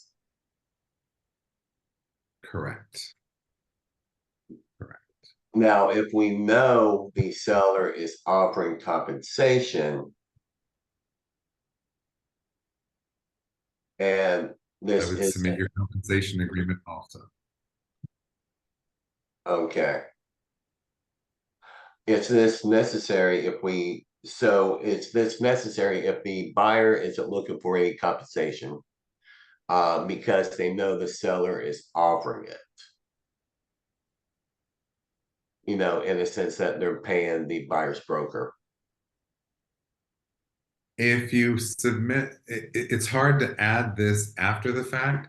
So if you submit your offer and this addendum and your compensation agreement, you're getting everything covered all at once. If you submit this and your compensation agreement and you can't get the buyer and seller to agree to a compensation agreement, then you would have to amend it with this addendum. So I would probably start with everything to ensure that you get everything executed so that you have the backup. But if a buyer, if by chance a compensation agreement gets executed, or you submit an offer and a compensation agreement and they both get executed, do you need this? No, you do not. The concessions could be referenced in, for example, 3% towards buyer's closing costs could be referenced in the contract for sale and purchase, and the compensation agreement would indicate what the seller is paying to the buyer's broker. However, there's nothing in the contract for sale and purchase that references the compensation that a seller is paying to a buyer's broker unless you have this addendum. Okay. Thank you. That's the reason this becomes important, is because it puts everyone on notice that, one, there's a buyer's brokerage agreement. Two, whatever the seller is agreeing to, concessions and compensation, it can be broken out, and the lender. So that's why it's important to have the lender involved, and the lender receiving the buyer brokerage agreement is not an issue, because of course they need to see what the buyer has committed to, and then potentially what the buyer will be responsible for. Okay, so then as listing agent, let's say we receive this and the buyer's asking for 3%. Well, the seller has already agreed to 3%. So we need to tell the seller, hey, they're actually not asking for an additional 3%. They're just asking for the 3% that you agreed to, correct? Well, the compensation agreement would show what the seller is committing to pay to the buyer's broker. But this would have to reflect the entire amount. So 3%, like if you check 3% plus, you check the box with the dollar sign in front of it. So if the buyer is asking for $7,000 towards closing costs and 3% of the purchase price, those would both have to be checked. Okay,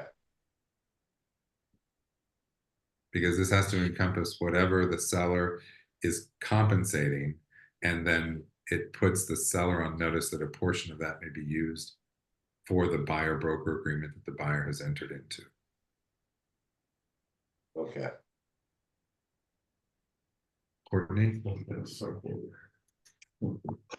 Hi. Sorry for the baby. Okay, so this form is not only for, let me go somewhere else. This form is not only for,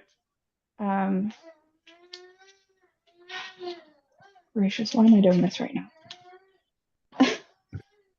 Well, a concession. This form is not only for concessions. We also need to put on this form compensation that the buyer is asking for our Yeah, broker. so right. So what the seller is saying here is that I'm paying 3% towards purchase price and I'm paying $7,000.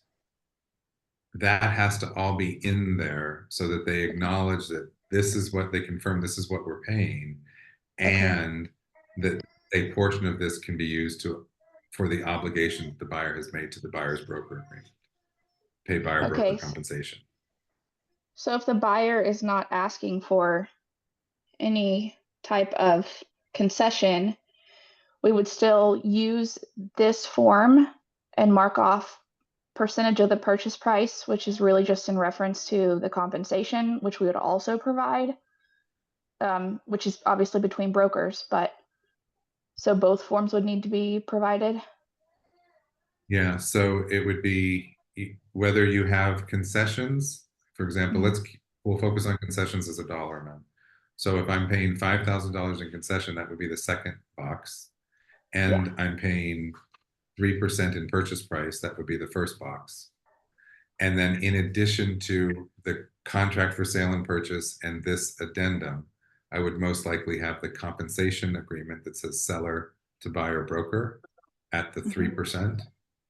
And that would affirm, because it's not a part of the contract, that would affirm what the seller is willing to pay the buyer's broker. And it would also confirm the concessions. And then, of course, it would go with the contract for sale and purchase to the lender, and the lender would see exactly what's happening and then make a determination on the amount that's being offered. All right, man, it's one big, pretty exciting package. Okay. It's like getting thicker as we go. I know there's a dirty comment in there somewhere, but anyway. Okay. Thank you, Clark. That's yeah. And it's new for everybody, so people are going to miss it. It's not going to make sense. And, I get it. Let us help you through it. So that's FF. Anything else you want to say about FF? Not publicly. FF is just the reference. It's like a reference number except alpha. But it's nothing related with No, it's actually the credit related to buyer's broker compensation. And that just means that the credit that the seller is giving to the buyer and could be used for the buyer's broker compensation. I missed a comment that was made online. I'm sorry. It's just how it's numbered, but it's not numbered, it's lettered. Okay. If you remember, or if I missed it, I'm sorry. So let me just go over to GG. That's the second one. That's the second thing that came out last week. So this one is a little simpler. Seller and buyer, so again, can be put into the contract for sale and purchase. Requires initials just like all the riders. It creates a contingency though. This contract is contingent upon either a seller's broker and buyer's broker or seller and buyer's broker executing a compensation agreement with terms acceptable to the buyer within a certain number of days, if left blank. 3, is the default after the effective date. If the compensation agreement described herein is not executed and delivered within the time period, then the buyer may within 3 days thereafter, so a total of 6, deliver written notice to the seller, terminating the contract, in which event the deposit shall be refunded to the buyer, thereby releasing the buyer and the seller from all further obligations under this contract. If the buyer fails to timely deliver said written notice to the seller, this contingency shall have no further force or effect. Brett, I would have used a different adjective than exciting. Oh, definitely. Yeah. All right. So this, let me give you, when would I use this?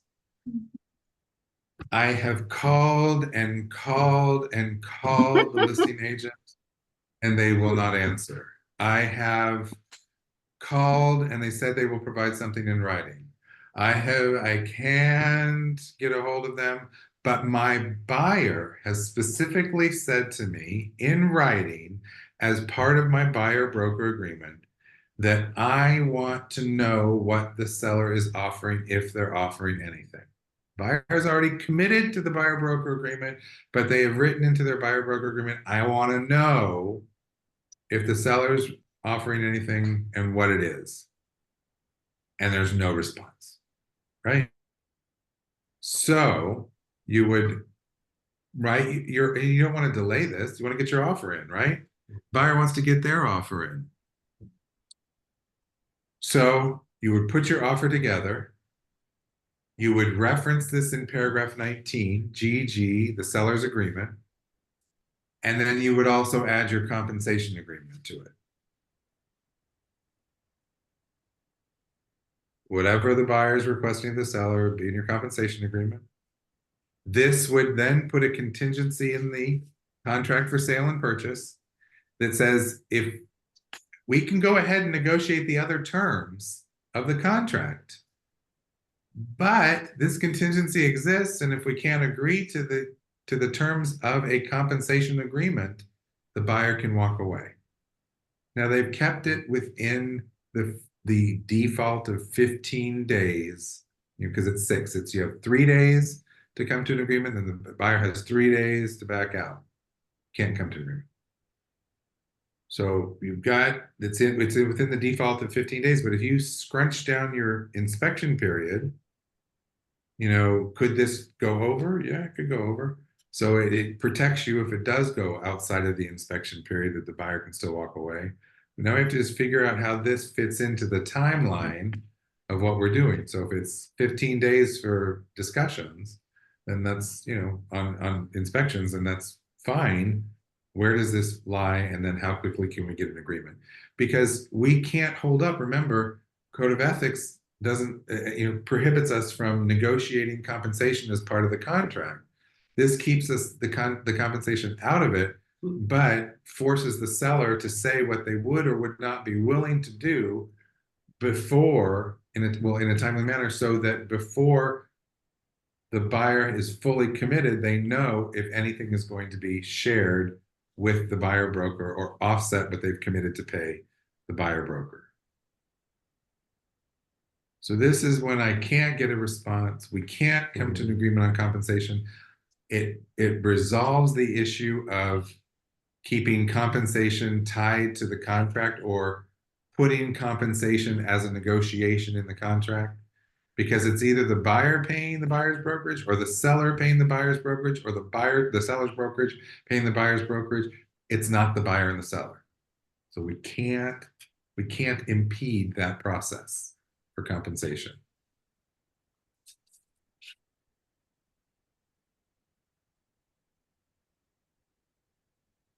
So, questions on this one? Very great. Well, Aren't you glad you're a commercial realtor? yep. They write their own contracts. We just admit it. So, Sign here. Goodbye. not seeing anything in the chat other than a notice of this is screwed up as it is. Anyway, but we're all having fun. We're with having these a exciting- blast, Clark. I know. I know. I'm going Me back on too. vacation, I think. Can I come Well, back? it may be a long one if you're trying to avoid this. Anyway, okay. Anything you want to throw out there? I know that the two riders don't have anything to do with the listing agreement, but I appreciate you taking the time to go through the listing agreement together. If you have questions about the listing agreement or either of these riders, let me know. Here's the deal. The listing agreement ties you with that seller. Remember, you need to negotiate your compensation and then the compensation the seller is willing to offer or intends to offer. And if there are concessions that the seller at the onset of the listing is willing to offer to the buyer, it would go into that agreement. We do recommend using the waiver of entry. And in order to do that, to tie the waiver of entry to the listing agreement, you need to include paragraph 6B1. And Amy has a question. Yes, I was just going to ask before we log off, can you throw back up there FF and at the bottom what you highlighted at the bottom that's not on the form we printed out? Sure. There we go. Down at the bottom in red. Yes, thank you. Yeah, of Thanks. course. Again, this will probably become part of our purchase and sale packages, but I'm trying to see what the best way to use it would be. Okay. But now you all are aware of them. You are aware of both of them.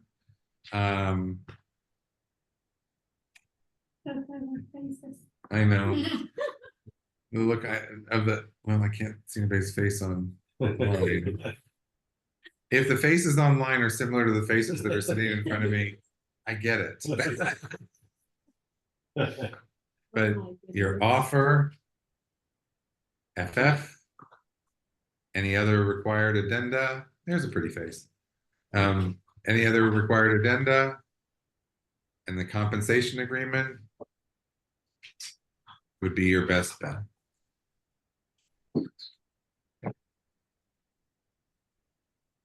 You look good, Courtney. All right. So, oh, there's the baby. Okay. Any questions anybody wants to throw out there? Well, I would say comments, but I'm afraid to hear it. Anyway, I'm kidding. Please email me. Don't let the paperwork stop you from doing all the wonderful things you do. Focus on listing and selling, and you'll be fine. I promise. Thanks, Clark. We'll cover your ass. All right, I'm gonna. Oops, I should have stopped the recording before I said that. All right. Thank you, I'll go ahead Clark. and I'm sure stop I'll the have recording questions. then. Thank you, Clark. I'm sorry. Thanks, Clark. Thanks, Said I'm sure I'll have guys. questions. Thank Appreciate- you. Thank you, Clark. Thank Yeah, you. appreciate y'all. Stop. Take care, you guys. Have a great afternoon. Be careful.